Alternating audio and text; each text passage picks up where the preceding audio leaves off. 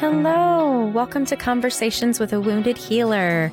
I'm your host, Sarah Bueno. I am a psychotherapist, a business owner, a speaker, and I don't know, I'm a bunch of shit. But anyway, I'm in Chicago and my practice is called Head Heart Therapy. And one of the big reasons that I do this podcast is because I want to have conversations with people about healing, about caring for self in a way that's really authentic and accessible to people. And one of the pieces of feedback I get really often is that it's relieving to hear a therapist talk about their own struggles and their own journeys rather than having this idea that therapists have all their shit together and we somehow have all the knowledge to imbue to the wounded person who's across from us. And I just don't think that's the case. I think we are all in the struggle together. And so that's why I'm here. And I thank you for joining us today. If you like what you hear today, one of the biggest gifts that you can give to the podcast is to share with a friend. I'd really love for these conversations to spread around the world. So please, if you do like it, share with a friend. And if you like it so much that you just can't help but throw money at me, because that happens all the time. It doesn't. I do have a Patreon page. So it's www.patreon.com/woundedhealer. And that's wounded, HEALR. Because I'm an Aquarius and I just can't do things the way that they're supposed to be done. So if you feel so inclined, we would love to get your support. So now on to today's amazing guest. Paula Williams is a graduate from the Art Institute of Chicago and believes that secrecy and judgment are what makes shame thrive. And she created this amazing project called the Shamebooth to bring people's shame stories out into the open, meet them with empathy, and banish shame for good. Paula's desire to help others evolved as the result of years of self-medicating with booze and pills and a history of mental health issues, which has led to Paula's recovery. This experience has radically shifted her perspective towards others who are suffering and full of shame and terrified to ask for help. Today, she is grateful to be in a position to give back. So Paula is an amazing, wonderful human, and I am so glad that I got to meet her, and I'm so glad that I get to share this conversation with you. So please enjoy my conversation with Paula Williams. Hi, Paula. I feel like we've already had an amazing conversation because of all the technical difficulties we're having, but finally, welcome to Conversations with a Wounded Healer. Good God. Mercury retrograde never ends. It doesn't. Oof. Thank you, Sarah, for having me. It's an honor to talk with you and just be in conversation with people where it's easy. Yay. Oh, good.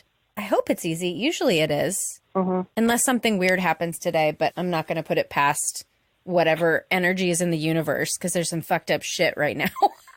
Anyway, though, would you mind telling people who you are and what you do? And then we can tell them how we met, too. Yeah. So my name is Paula Williams. I currently live in Sausalito, California, and I am an artist and a social activist, social agitator, a woman who has retired from partying for the last 8 years.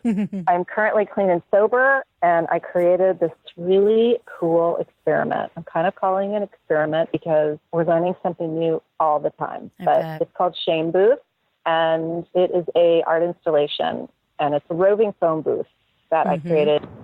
I dragged this thing to events, places like Pride, women's marches, college campuses. Currently, we're in partnership with an amazing organization, She Recovers. That's how we met. Yes. I saw you in your underwear the first time we met. It was very special. Yeah. So it's out there at the stage of my life. I don't give a fuck anymore what people think. I mean, I do, but I also feel like I've been hiding myself for so long.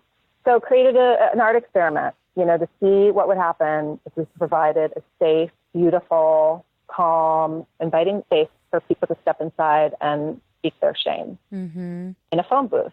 And it just started out as a one-off event, a 5K Road to Recovery event out here in San Francisco to end shame and stigma around addiction. And then we got so much interest and people were so excited about this idea that we started to look at where else we can bring this thing. And so it's traveled around California, and we have bigger plans to take it to other places And thus far, we've collected over 1,000 recordings in the last 2 years of people speaking their shame. And so many people, you can hear it in their voice, feel relief. They really do. Yeah. We kind of briefly chatted about like trying to get Brené's team on board with this, because that's literally what she says, is that is the fourth component of shame resilience, is to speak your shame. Yes.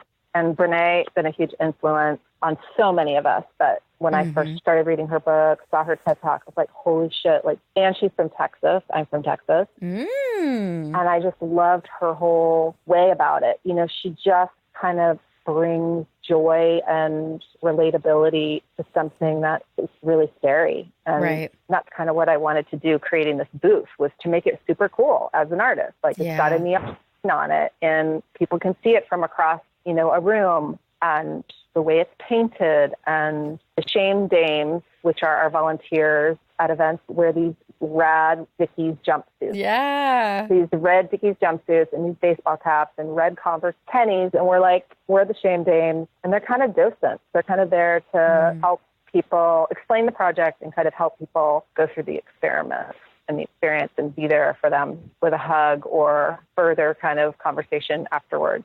Then through that, we realized, oh my God, we've got all this content. We need to bring this to a wider audience. So I hooked up with an amazing producer who has a journalism background and also does some radio. She said, we need to create a podcast series. Yeah. Finished our 17th episode. Awesome. Started out as like this one-time thing, and all of a sudden now I'm like traveling, I'm touring. It's like I'm touring with the band. Yeah. You're still that rocker chick without the drugs, right? Yeah, I am. And it's to help other people. That's all it is. I've seen the healing and felt the healing in my own life when I've been able to speak about my secrets and things that I was so ashamed of, that I thought, I need to bring this to the people. Yeah. And that's what we're doing. So yeah, I'd love to kind of rewind and get a little bit more about your journey in recovery, your healing from shame, because I think it's just so beautiful when people use the thing that could have destroyed them and turn it into something that they make a living out of. I think that's so fucking beautiful. So I know you probably don't want to give the drunk-a-log, but but part of the war story that led up to sobriety. Yeah. Growing up in a fucked up household with two adults, my parents, who were just dealing with their own shit, 3 kids. I'm the oldest of 3. I have 2 younger sisters. And we were all kind of living in our own little isolated shame spiral, each of us. Funny, too, thinking about childhood memories, because I'm doing some astrology work. I have this amazing coach who I work with, and she actually really helped me bring Shamebooth to life. But, and we do a lot of coaching through astrology. And you guys, she's amazing. Her name is Retta Rowland. She's amazing. You need to introduce me so I can have her on here too. Oh, yeah, she's so cool. So even this morning, we started talking about family and my past and thinking about different periods of my life that I just don't remember. And I used to think that there was something wrong with me for not remembering. But now what I realize is that my mind and my brain is protecting me against some of those memories. I'm not ready yet to look at it, but what's coming up now is after being sober for 8 years and doing this work with Shamebooth and hearing other people's stories, the memories are starting to come back. I bet. Because I'm ready to look at them. Yeah. Growing up in a completely chaotic family, I have a mother, she's still alive. There's a whole other story there, but she's got mental illness. She's hooked on the fucking opioid. My dad, who was an alcoholic, but he did die sober, eating disorder in the, lots of eating disorder stuff in the family, suicide attempts, a lot of stuff. And I didn't really know how to deal with it as a kid. So, at first it was television, and then it was food. When I discovered alcohol and drugs, that's what I used, because those things were so painful. I could not look at them. And over the course of 30 years, I'm married to an amazing guy that I've been married to for almost 30 years. I have 3 beautiful, well-adjusted, strong, independent daughters. And I had everything you could ever want, and yet I was dying inside. That's when I realized I already knew I had a problem with alcohol, but I didn't think my life was unmanageable. So had a moment of clarity, and I got sober and started being honest about my behavior. I started opening up to my shrink. And I started really uncovering a lot of the shit, the stuff I drank over, and realizing I'm not broken, I'm not damaged, I have a disease, and I made bad choices. And also there were bad things that happened to me. Right. And then one of our daughters was really going through some mental health crisis, eating disorder. She had the treatment, and this is all within my first year of sobriety. And so grateful I got sober. So I was able to pay attention to this kid who was really acting out and calling out for help. I was able to prepare and work on my marriage. And then, I was an artist. I went to the Art Institute of Chicago, which is a great school, but I never really did anything, for my art. I'm very creative, but I never thought of a career. And then hearing about Brene and realizing, oh my God, I'm getting better just from sharing my secret. And that my experiences are benefiting others when I share them. But these are in the rooms of recovery where everybody's talking the same language. People understand each other. It's like, but what about what's happening, in my community and in a bigger way? How can I bring this type of healing and experience to a wider audience? So then the election. Boo. I just feel like I'm just it's crazy. So the election happened, and I was super bummed. And in San Francisco, people were catatonic. Chicago is the same. Yeah, just walking around like, what just happened? Yep. All my friends were angry, and everybody was angry. And I thought, I don't want to spend the next 4 years being pissed off. It's going to kill me, and no one's going to want to be around me. I'm going to be a bitch on wheels. So I thought, how can I create something that's part of the solution, that's beautiful, and something that's positive that can cause and promote change in a smaller way? And so that was another inspiration to start this. Thanks, Trump. Thanks. I think you got to admit, everybody's saying, oh, we're more woke than we ever have. It's so true. I am paying attention in a way I've never paid attention. I think all of us are. So yes, thank you for waking us up. Yeah, that's what my therapist said. She was like, yeah, if he hadn't been elected, we would be patting ourselves on the back for having a black president and thinking that everything was fine. And it's clearly not. Anyway, so I have a question, and it's around the word clean. So I know that that's a program thing, but I have such an aversion to the term clean when people say clean and sober because of shame. And I think the antithesis of clean is dirty. Right. And if you are using and you get a dirty drop, right? I'm such a nerd about language and the language that I let my clients use that may or may not promote shame. So I'm just curious your thoughts on that. Did I say clean and sober? Initially, yeah. It's so weird. I just don't even think about that word. I just I'm clean and sober. Right. Yeah. I'm actually kind of fucking dirty. I just went hiking and I'm covered in dust. So I guess I'm not clean. You're dirty and sober. I like it. I guess clean, does that mean I don't have drugs in my system? I mean, but that's not true because I take, meds for depression.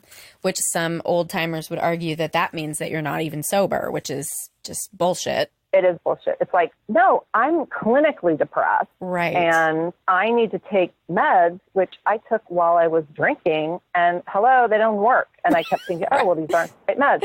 Right. You're not supposed to drink alcohol. Right. A depressant. Exactly. So now that I'm not drinking, hello, these meds are working and I'm a much nicer person. So yeah, I'm sober and I don't use drugs that are not prescribed to me by my psychiatrist. Right. So sometimes I have clients who come to me and they say, I don't want to identify as an alcoholic or addict because that makes me feel ashamed. And then I have some people that certainly say no, I really own that title of alcoholic or addict because it actually makes me feel like that brought me to where I need to be in my life. And I'm really proud of my life. And so I really own that. So I'm curious how you feel about the label alcoholic or addict.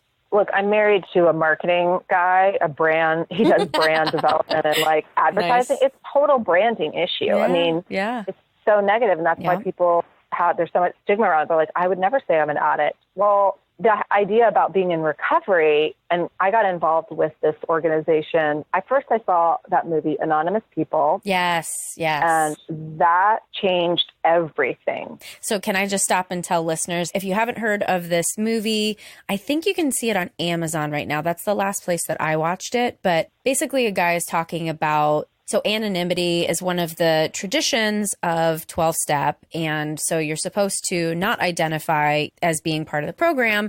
And what he's saying in the documentary is essentially that needed to happen at the time that AA was created, but that now it's actually doing us a disservice if we don't come forward about our issues and addictions. Mm-hmm. And it's also to protect the new person who comes in so they know that they're in a safe place. Right. But now it's like people are dying. And I have absolutely no shame and stigma now about being out. And also I feel like I'm kind of a badass. I do too. A rebel, a badass, to be like, you're with your purple hair, like I'm dragging this 400-pound phone booth, around the place, taking off my clothes. Yep. I'm still amazing women doing really cool stuff, but we're just not fucked up. And to say like, yeah, I used to be a drug addict. I used to be an alcoholic, but I don't do those things anymore. But I haven't lost my edge. I haven't lost my creativity and wild streak. Mm-hmm. I just don't destroy myself and the people I love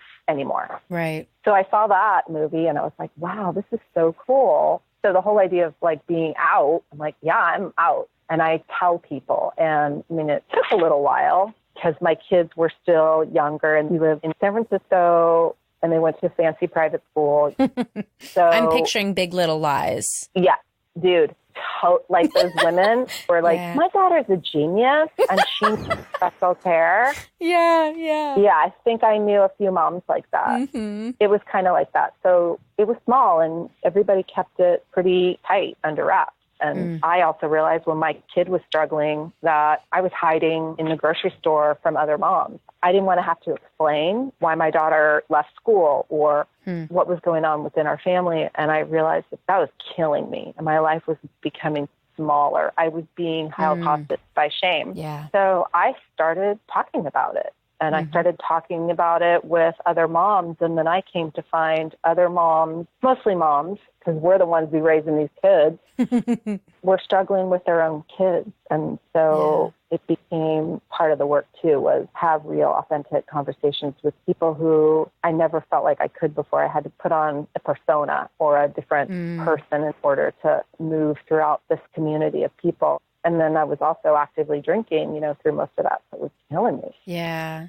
I feel like I find a lot of, not even people with addiction issues, but there's a lot of suffering because of feeling like you have to play this role that is not you. Like, I don't know you very well. I just met you that one night, but I cannot imagine you being silenced in any way. So the only way I can imagine you like conforming is if you were fucked up. Because you just seem so unapologetically you. I've gotten a lot more comfortable with that. But, when I was a kid, we moved 6 times before I was 12. So I had to always reinvent myself at every new school and figure out, where do I fit in? Who are the cool kids? Who are the athletes? Who are the popular kids? Where do I fit in? And I never knew who I really was. So I was always morphing into what I thought you wanted me to be. Mm-hmm. And that wasn't right. So then I just became a total little shit. I was a rebel. I got suspended a lot from school. I got sent home a lot because I didn't respect authority. I didn't respect teachers. I didn't respect rules. They did not apply to me. Also, now, doing a lot of therapy, it's like I was angry. I was an angry little girl. What I had to do at that time was to build an armor around myself and my heart because I was so afraid to show who I really was. If I showed people that I was terrified and that I was afraid and I lived in a chaotic household, like I'd be eaten alive. Right. And that's kind of this idea of where that shame comes from. It's like I build this armor. It's self-preservation. And I realized getting sober, I had to get rid of that armor because I really wanted to connect in a deep, authentic way. We use that word so much, authentic, but I really want to connect with people in a really meaningful way. And I was starting to understand more about who I was and what I needed in my life. And I couldn't do that if I wasn't willing to show you my cards first. I had to kind of, oh, yeah. I'll show you mine, you show me yours. Yeah. Yeah. I know the word authenticity is thrown around a lot. And there's this book that I just started to read, and I was listening to a podcast about it. The book is called Selfie. I can't remember the author's name, but he basically talks about the fact that there is no authentic self because the self, it's changing all of the time. And I think that's part of the problem is like, so I might declare like I am XYZ and that's my authentic self. But then a year and a half later, it might be a different authentic self. And maybe it is that these things are authentic in the moment, but we're judging them as not. And it's just the fear and shame piled on top of it that gets in the way of people getting to their own authentic selves. And so it's hard to relate to people in an authentic way if they haven't even touched their authentic self, because they've got to do the work too. It takes two to tango, kind of like you said. I'll show you mine, you show me yours, and let's both go to therapy. Yeah. Let's all go to therapy. I mean, I meet people who's like, don't go to therapy. Never been to therapy. Maybe been one time. I'm like, dude, are you kidding me? Right. It's part of my medicine. I have a whole team of people that just help me get through the fucking day. Me too. Give me your list of who all you use. You've got your astrologer, you've got your therapist. And then we have a marriage counselor. Awesome. Okay, this is a whole other thing around trauma. I see a straight guy for body work. Wow. Yeah, this is amazing healing because normally in the past I would never see, like for massage, it would be, I need a female. Yeah. So I started seeing this guy, and the healing that I get being touched by a straight white man without fear that I'm going to be raped, assaulted, or touched inappropriately is such deep work that I needed to work on, and I didn't even realize that I really needed to work on it. But I've been seeing him for about 6 months, and I was sexually abused as a little kid by some creepy neighbor, and then there was a couple date rapes in there. I mean, I don't mean to make light, but that's how I do. Humor is the highest defense. Yeah, so there were some date rapes and a lot of that. So I could not have sex sober. Yeah. And so being married and being intimate with my husband is still really, really hard for me. We're still working through it, but I think this is one part of it is doing this body work with this person that I've grown to trust. Yeah. So body worker, and then I have a sponsor because I'm in the NICEP program, and I got a gardener. He's great. He shows up on time. That is a different type of healing, but it's real. Yes. Horticulture therapy, I'm sure, is a thing. Yeah. And I'll do yoga, and, I'll get my nails done sometimes, and I have somebody do my hair and all that stuff I used to feel really embarrassed or shameful about, but, why do I need all of these things? And part of it is like, well, it makes me feel pretty. It makes me feel good. It makes me feel healthy. And there is some vanity there. I'm getting older too, but I didn't get sober to just like exist or to just get by. I got sober so I can live a good, full life. And in order to do that, I have to take care of myself, mind, body, spirit. So I got Team Paula in the house who helped me do that. That's awesome. So are you a healer? I was thinking about that when I was reviewing some of the questions. I started to think about that. And at first I thought, well, who am I? Who am I to say that I'm a healer? That just seems so arrogant. But then I thought, there's been so many times that I've been able to sit with somebody who's in pain and listen to them and be in that space and that energy with them and offer my own experience that is just a little bit of hope for that person to say like, oh, wow, I'm not alone in this. Somebody else has experienced this and maybe I'll get through it too. And so that's kind of where the healing starts. If I just offer a little glimmer that there's a reason to get out of bed today and that I swear to fucking God, you might think you will not get through this pain. You will, because I was there and I got through it. So yeah, I guess I'm a healer. Yay. I love when people say yes to that question. What I think is cool is using our past shit, our trauma, our pain and suffering for good. That is the wounded healer. Yeah. Like my mom has let life just kick her. And when she was younger, she kept getting up and like getting back in it. And for so long, she's just so exhausted and such a victim and can't take any responsibility and just wants to numb out and not feel her feelings. And it breaks my heart. But I see how if I didn't have a mother like that and didn't have a childhood like that and didn't do the work to get sober and to help others, I wouldn't be able to help others. I wouldn't be able to turn shit into something positive. Absolutely. I got to tell you the story. So there's Please. 2 moms that I know. I don't know well. And I found out last week, the mother of 3 daughters. She got diagnosed with breast cancer and had a year to live. She'd been battling it off and on, but we thought she was out of the woods. But she just passed away, and tomorrow's her memorial. And then another mom who was high in finance, making money, same social kind of community, either lost her job or got laid off and tried to get sober, in and out of the room. And then she jumped off the bridge last week. God. So I needed to hear this because I was feeling kind of sorry for myself last week and kind of down. And then I realized, holy shit, like here are these 2 moms, roughly the same age, in the same city with the same kind of socioeconomic advantages, both with diseases, and one dying a beautiful, graceful death full of love and her family, and then this other woman who was in so much pain that she just had a horribly tragic end. So I just think about those 2 stories and like, how lucky are we who've made a choice to live a different way, that no matter what life throws at us, that we can walk through it with grace and dignity and love. And I wonder, I guess so I love deconstructing things and figuring out like really what's at the root of everything. And as you're talking, I'm thinking about people who get to recovery and really get passionate about doing their work tend to be people who are, well, I don't want to say not afraid of shame, but at some point they get to look shame in the eye and go, sorry, motherfucker, I've got other shit to do. We got to move through this.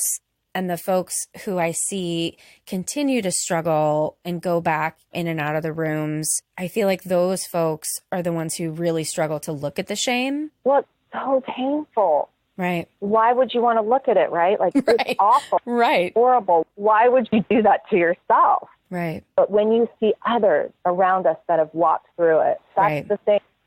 If we're silent and we don't talk about it openly and share it with other people, we're not doing our job. We are not promoting hope. Right. The other piece of it, I think, is like life circumstances, because I was with a client yesterday who has a friend who just went to jail, and we were talking about the difference between my client's experience of addiction and recovery and then this person. And my client luckily had enough privilege that he was able to go to really good treatment and get paid while he was there because he had a good job that was willing to still support him. And then his friend is in a totally different position. So those are the questions that I kind of keep going back to my higher power with. Like, it's hard to make sense of why somebody gets that journey and some of us get more privileged journeys. Like, that's the thing that I still can't find an answer for. I always wanted to also make sure that I'm not telling people, well, all you have to do is deal with your shame and then everything will be fine. Like, la-dee-da. Like, it's that easy. Yeah, I mean, one of the things Brene Brown says, I love just quoting her, cannot heal the world of shame or in this country until we look at the shame of racism. And that's huge. And as a white woman of privilege, like, I can't even begin to understand the generational trauma and shame of African-American people in this country. I can't even begin, but that's a huge piece of it. But not like you're a therapist. I'm not a therapist. So like, I'm not a professional. So when I do this work and we ask people to speak their shame or share it, we're very clear, like, we are not therapists. This is just an invitation to start the conversation. Right. And sometimes when people walk into that booth, they might say something that they've never even said to themselves. Like, you need to say this to yourself first. Yes. The more you say it and the more other people will hear it and relate, the less that shame has on you, the less of a hold it has on you, and you will begin to feel. Right. Yeah, someone was asking me recently after a talk that I did about whether we 100% have to share our shame in order to be healed, or whether we could just forgive ourselves. And I never want to say that anything is 100% true, but I do kind of feel like shame needs to be witnessed with compassion by both self and others. I feel like it wouldn't be shame if you were able to heal it on your own. That would be something else. I don't know. Because the way that shame functions, it makes you feel like you're the only one. It makes you feel like you're bad, like you're wrong. So it has this component of isolation to it that I feel like does require a witness. And at the same time, where I wish Brene would have gone further with the self-compassion work, because I'm a sufferer of chronic shame. And it's just, there's always this like not good enough, like running underneath me. And the only way that I've found healing is by practicing self-compassion. So, because there's plenty of lovely, amazing, wonderful, supportive people in my life who can tell me, oh, you don't need to be ashamed about that. I've done that too, or XYZ. But I still beat myself up if it's not okay with me. So that self-compassion piece is important too. But they're like peas in a pod. Yeah, I get what you're saying. I also feel it kind of goes to this idea as an addict, at least in my experiences, I was always searching outside myself for some fix because I couldn't look inside. I didn't want to see. It was too painful. But at the same time, that pain and suffering and shame that lives inside me, so does this beautiful intuition. Right.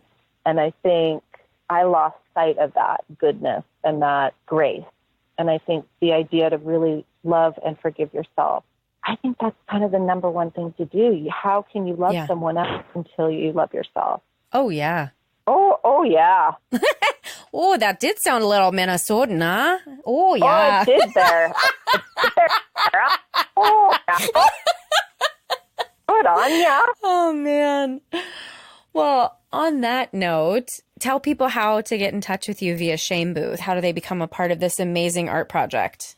So great. So thank you for giving me that. So we have a cool website. We're kind of in the process of making some groovy changes to it. We have a great creative director. So we're doing some cool changes to it, but you can go to shamebooth.org. And on that, it gives you a little bit of just a background story about the booth. Also, we rotate audio clips that we've captured from the booth. And one cool thing that we just started was a monthly newsletter, and we call it the 411. So we asked if people would be interested to go down and subscribe to our monthly newsletter. You only get one. It's once a month. It's not any bullshit, long-winded, self-proclaiming, none of that crap. It's awesome. Visual, beautiful, and it will tell you who our latest guest is on our podcast, and it'll tell you like what we're reading and what we're watching. It's fun. I like it. I get to kind of partner with Philip, our creative director, and I just love it as an artist, like seeing the ideas that I have in my mind actually come to fruition. It's super cool. So go there. The only social media I actively do is Instagram. Yay, my fave. And we will be touring with She Recovers Connections Tour. And then we will be in Miami for the 2020 She Recovers Conference, which will be about 500 women in Miami. It's going to be insane to attend that. Awesome. We're trying to find a place for the booth so that we could tell people, hey, go check out this event at the booth. So we're working with the city of Oakland and their Friday night art walk, looking for a gallery. We got some stuff we're doing, but yeah, just check us out and let us know if you've got some ideas on how Shamebooth might be able to partner with you and in your community, and how we can continue to eradicate shame and give people the opportunity to really speak up. Awesome. Thank you for being you. Oh, I really like being me today. You know, there's some days I'm like, yeah, but today I'm like, I like you. You are all right. I love it. I love it. And thank you for being here and sharing everything with the listeners. Oh, thank you, Sarah. Well, I hope our paths will cross again, and I appreciate the opportunity to speak with you and share what we're doing here at Shamebooth, and I hope we'll see you again. Me too. Well, thank you.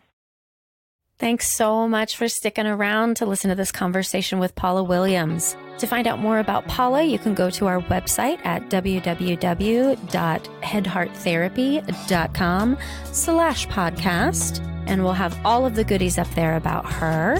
And I think that's all I need to tell you. Yeah, that'll do. So Thank you, as always, to our amazing editing team at the Creative Imposter Studios. Thank you to Liam O'Donnell for the album art and to Ben Mueller for our theme music. Thanks again for tuning in. Until next time, bye-bye.